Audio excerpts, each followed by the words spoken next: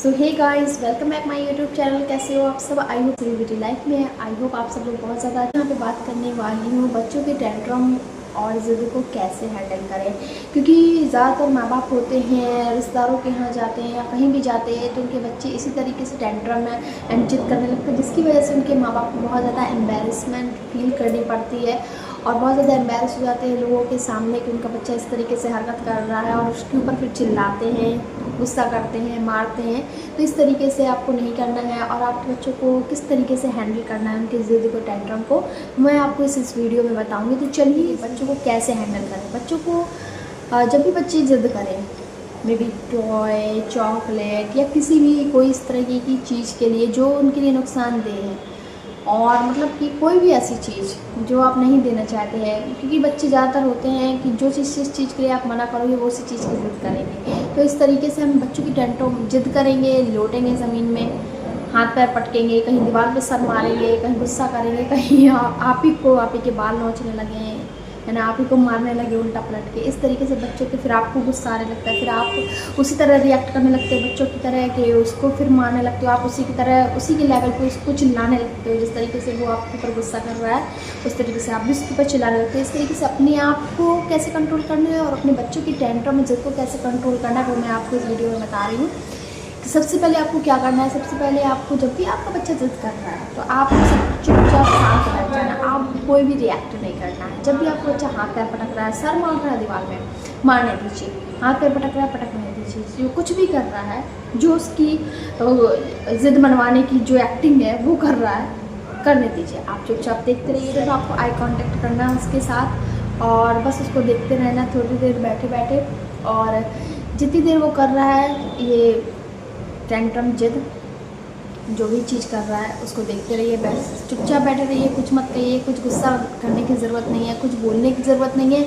उसकी किसी भी वो कोई भी गंदी बोल रहा है, चिल्ला रहा है, उसकी किसी भी चीज़ पे रिएक्ट करने की ज़रूरत नहीं है, ठीक है। आपको चुपचाप बैठे रहना है, सिर्फ उससे आई कांटेक्ट करते रहना है, बैठे रहना है चुपचाप। थोड़ी देर बाद उसका जब वो आपको देखेगा, आप चुपचाप शांत बैठ कर और आप सिर्फ उसको देख रहे हो, कुछ नहीं कर रहे, आप सिर्फ उसको देख रहे हो, तो देर बाद अपने आप शांत हो जाएगा।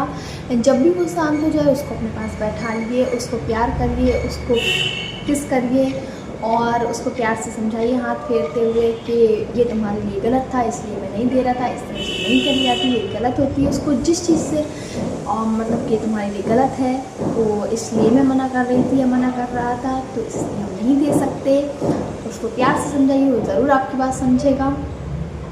और बिल्कुल भी गुस्सा करने की ज़रूरत नहीं है, क्योंकि ज़्यादातर माँ बाप होते हैं जब भी बच्चे इस तरीके से करते हैं तो उनके ऊपर उस तरीके से रिएक्ट करते हैं, उस तरीके से गुस्सा करते हैं, जिससे कि उनकी हेल्थ तो ख़राब होती है, उनका माइंड तो ख़राब होता ही है, उनकी मेंटल हेल्थ तो ख़राब होती है, साथ में अपने बच्चों का भी भविष्य ख़राब कर रहे होते हैं। उनके ऊपर अभी चिल्ला के आप, क्योंकि अभी उनकी तो एज है, उनको कोई समझ नहीं है कि हम क्या कर रहे हैं, क्या नहीं कर रहे हैं, ये हमारे लिए अच्छा है कि नहीं है, हमारे लिए बुरा है कि क्या है। और मतलब कि मम्मी पापा गुस्सा कर रहे हैं तो हमें इसको सीरियस लेना है या नहीं लेना है। कभी कभी बच्चे इस चीज़ को सीरियस भी ले लेते हैं छोटे में, कि मम्मी पापा हमको चिल्ला रहे हैं तो मुझे और गुस्सा करना है, तो मुझे और गुस्सा करना है, मम्मी पापा मुझे प्यार नहीं करते। वो इस टाइम में बहुत ज़्यादा अपनी गलत लगा देते हैं। इस वजह से बच्चों को हमेशा कभी भी गुस्सा मत करें, इससे आपका भी मेंटल हेल्थ अच्छा रहेगा और बच्चे जो है उनकी भी मेंटल हेल्थ अच्छी रहेगी और कुछ भी वो गलत नहीं सोचेंगे। नहीं तो बच्चे ये सोचने लगते हैं कि मैं जब तक मैं जिद नहीं करता हूँ तब तक मेरे मम्मी पापा मुझे प्यार करते हैं,